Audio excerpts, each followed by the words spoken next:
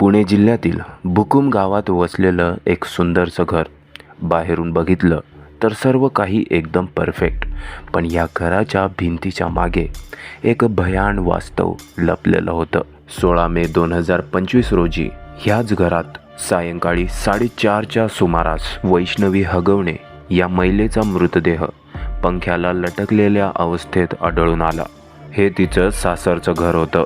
तिच्या सासरच्या मंडळींनी आत्महत्येचा दावा केला, पण वैष्णवीच्या वडिलांना हे खरं पटत नव्हतं. त्यांनी त्यांच्या मुलीच्या मृत्यूबाबत संशय व्यक्त केला. त्यांनी तिच्या पती शशांक हगवणे आणि सासरच्या इतर सदस्यांविरुद्ध आत्महत्येस प्रवृत्त केल्याचा आरोप करत पोलीस ठाण्यात तक्रार दिली. वैष्णवी हगवणे लटकलेल्या अवस्थेत असताना तिच्या अंगावर मारहाणीच्या खुणा दिसत होत्या. यावरून कळत होतं वैष्णवीचा मृत्यू होण्याच्या आधी तिला खूप जोरदार मारहाण केली गेली आहे. विशेष गोष्ट म्हणजे वैष्णवी हगवणे ही राजेंद्र तुकाराम हगवणे यांची सून होती.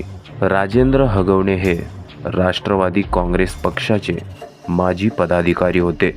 त्यामुळे या नामांकित राजकीय घराण्यात त्यांच्या सुनेचा अशा अवस्थेत मृतदेह सापडल्यानंतर पूर्ण महाराष्ट्रात खळबळ उडाली आहे. हे नेमकं आत्महत्येचं प्रकरण आहे की खुनाचं, आणि खून केलं तर का केलं असावं? एवढ्या निर्दयीपणे वैष्णवीला का मारलं असावं तिच्या सासरच्यांनीच?